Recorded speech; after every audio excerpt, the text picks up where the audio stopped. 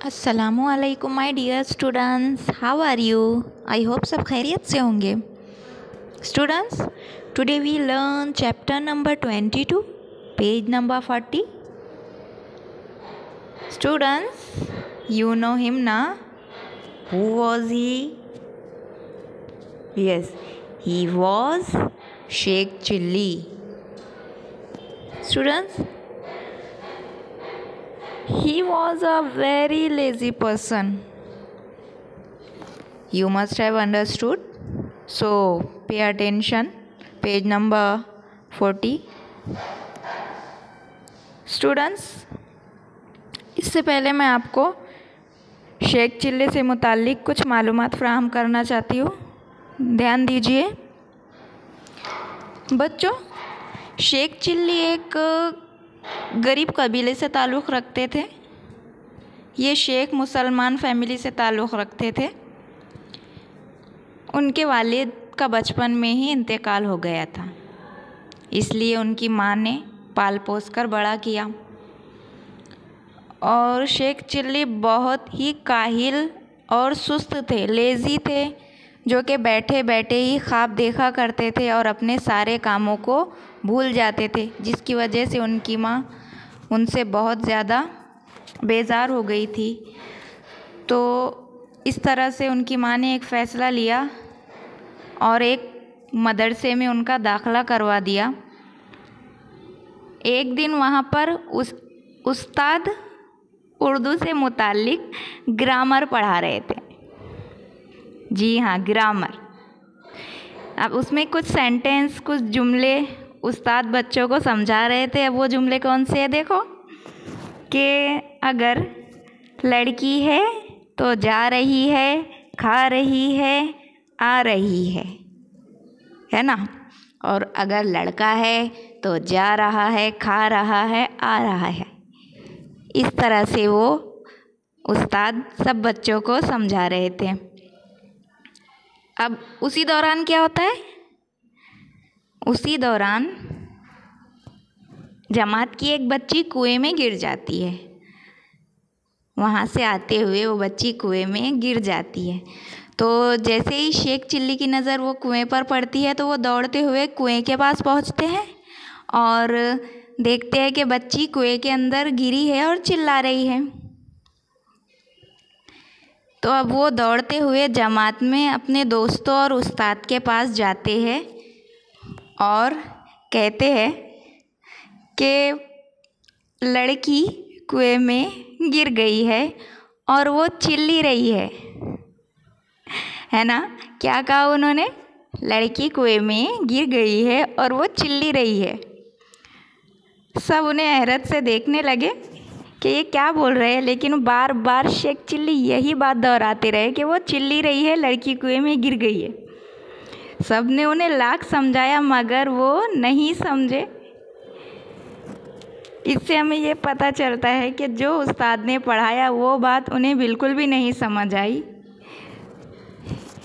इस तरह से जमात के सारे बच्चे उन्हें शेख चिल्ली चिल्ली नाम से चिढ़ाते रहे और यहीं से शेख का नाम शेख चिल्ली हो गया।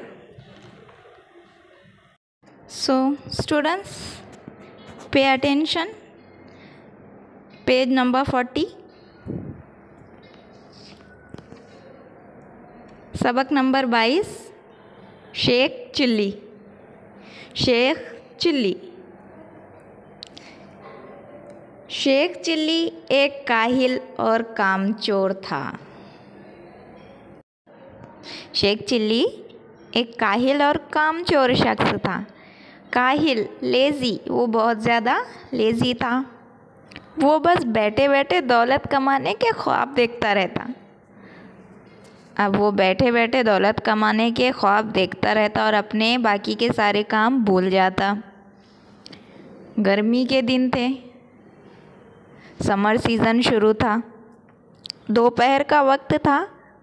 शेख चिल्ली अपने कुटिया के सामने दरख्त की छाँव में बैठा ऊँघ रहा था।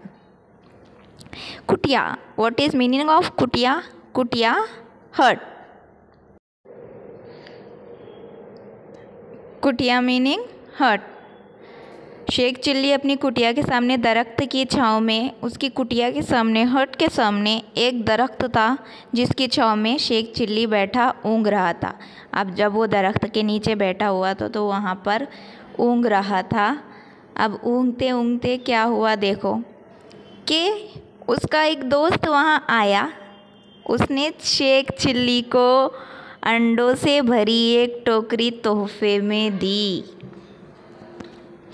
जैसे ही उसका दोस्त शेख चिल्ली के पास आया तो शेख चिल्ली के दोस्त ने अंडों से भरी एक टोकरी दे दी।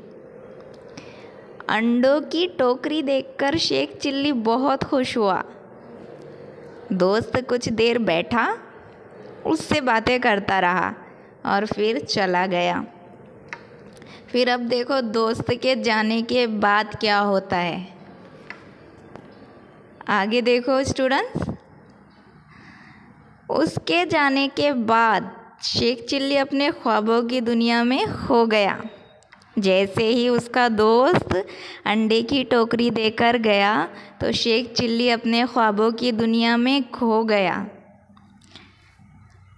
फिर वो सोचने लगा, इन अंडों से चूजे निकलेंगे। अब देखो क्या सोच रहा है वो, इन अंडों से चूजे निकलेंगे, जब वो बड़े हो जाएंगे तो मैं उनको बेच दूंगा। अब वो बड़े भी हो जाएंगे तो शेख चिल्ली उनको बेच देगा। फिर एक बकरी खरीदूंगा। चूज़ों को बड़े होने के बाद वो बेचकर बकरी खरीदेगा। बकरी के बच्चे होंगे, अब बकरी के बच्चे होंगे। इस तरह मेरे पास कई बकरियां हो जाएंगी। इन बकरियों को बेचकर मैं एक भैंस खरीदूंगा, भैंस, बफेलो। अब उसने क्या सोचा कि मेरे पास बहुत सारी गोट्स हो जाएंगी और उन बकरियों को बेचकर मैं एक भैंस, बफेलो खरीदूंगा। भैंस का दूध बेचकर खूब रुपया कमाऊंगा। अब उसने ये सोचा कि भैंस का दूध बेचकर मैं खूब रुपया कमाऊंगा। अगर भैंस दूध नहीं देगी तो, अब देखो उसके माइंड में, उसके दिमाग में एक ये भी ख्याल आता है कि अगर भैंस दूध नहीं देंगी तो। एक सवाल उसके दिल में पैदा हुआ और फौरन उसे जवाब भी सूझ गया। अब खुद उसने सवाल भी सोचा और साथ ही साथ खुद के सवाल का जवाब भी उसके पास खुद ही था। Next page number 41।